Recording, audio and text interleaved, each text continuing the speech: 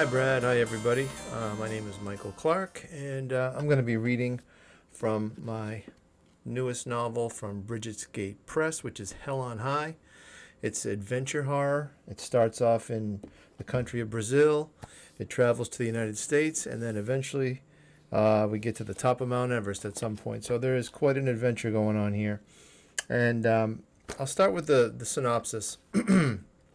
Prepare for adventure as Juliana, a 19-year-old Brazilian, is forced to run from an occult overlord, leaving her sister in peril. Temporarily safe, Juliana works to save money for Vilma's rescue, and along the way meets Patrick, a rich boy mountain climber with friends in high places. Angus Addison wants to see his corporate flag on the summit of Mount Everest, carried there by the first woman in history. But the Himalayas are no joke. Failure could cost both sisters their lives. Juliana weighs the risks and rewards, for even if she raises the cash, she still must figure a way to free Vilma from the same man she ran from, a man known to his disciples as the Farmer. All right, so there's the back cover synopsis. A little bit of setup here. I'm going to read the first 2 chapters of the book, very short. So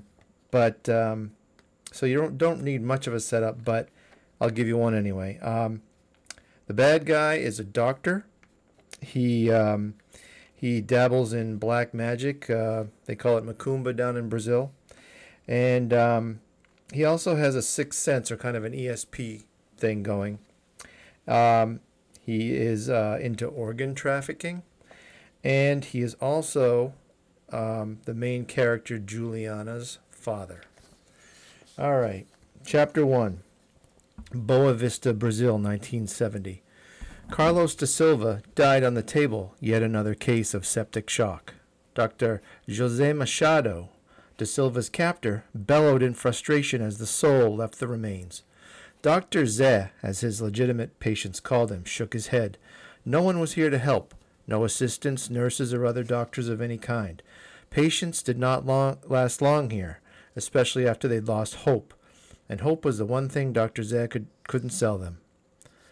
Agitated, Zé stepped back from the operating table and let Da Silva's body slump. The environment here was not sterile enough and never would be. This barn was wrong for his purposes, much too close to the livestock and only separated by an unsealed wall. A new facility would have to be built from scratch, but not here, for the new construction would be noticed. Zé pulled off his gloves and cursed. Donors were hard to come by, and this one had not made it 17 days. The body was only suitable for rituals now, which did little for black magic and even less for business. Zé stared at the body, then picked up a scalpel and stabbed it twice. The gods were not helping. Chapter 2. Heading to the beach, northern Brazil, 1970. The good news about the family road trip was they were halfway through their 7-hour trip to Parnaíba and its beautiful beaches. But the bad news was their father still had several stops to make along the way. Naturally, the 2 girls wanted to see the ocean. It had been more than a year since the last trip, and they were beginning to get antsy. Still, Juliana knew that upsetting him would ruin the day. Their father, Dr. Zé, could at best be unpredictable, especially when he was in a mood. Juliana, 19, and Vilma, 10, sat on their hands, each trying to be the first to spot an orange car.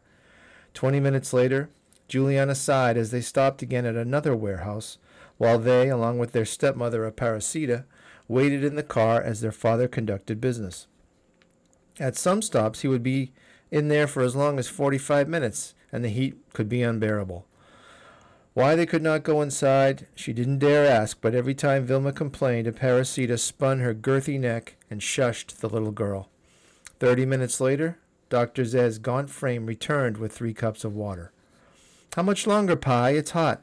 Vilma is getting tired. Can we come inside out of the sun?" asked Juliana. "No, men are working in there, and you would be in their way. I'm finished. Drink and we can go." Juliana, meanwhile, wondered what their father, a doctor, might need to do at a warehouse 6 hours from his office. When everyone finished their drinks, Zé resumed the drive. Juliana ran in the sand, zigging and zagging around Vilma, who was trying to jump on her big sister's shadow. "Got you," exclaimed Vilma, but Juliana dodged at the last second. "No, that was only 1 foot. Try again." Vilma giggled and doubled her efforts. They had gotten too far ahead of Ze and Aparecida, who were lost in the crowd somewhere behind them. Juliana turned to look, and as she did, Vilma landed hard, digging both heels into Juliana's shadow. "Got you that time," the little girl proclaimed. "That one doesn't count. I was looking for a Popeye."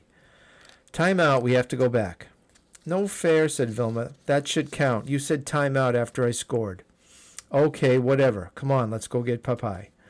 As young as she was, Juliana was like a mother to Vilma. Their birth mother, Beatriz, had left the family unexpectedly and unannounced 6 years previous. Juliana found her father 200 yards down the beach staring at the ocean. Aparecida, in her hideous one-piece, looked on helplessly, concern written all over her face. It was not the first time one of his episodes had ruined what should have been a fun family day. Dazed, Ze continued to stare at the sea, refusing to acknowledge their presence. Another trance, thought Juliana. "Popeye, Popeye, wake up," Juliana whispered. She had learned, as had they all, that shouting didn't help. "Vilma, I need to help Popeye. Find me some pretty shells." Dr. Zeb blinked twice, and Juliana spoke in a soothing tone. "Popeye, are you all right? What did you see?" Dr. Zeb's eyes focused, and after a moment he remembered where he was. Vilma, meanwhile, splashed in the surf 20 feet away. Aparecida, helpless, did nothing but fret. "Juliana." "Yes, Popeye, what did you feel? Could you tell?"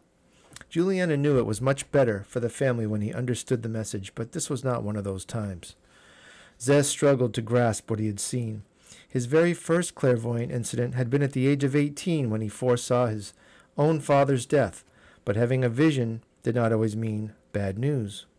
Sometimes the occurrences were helpful and warned him of danger.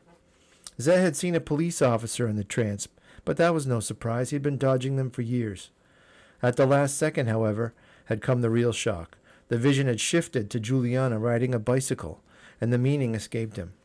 Although it was not guaranteed she would inherit his talent, it would make perfect sense, and having another seer in the house would be a tricky situation. "I'm not sure, Juliana. I can't see everything. Tell me, did you see anything?" "No, Popeye. I told you 100 times I don't have—" "Then make it 101. Have you felt anything?"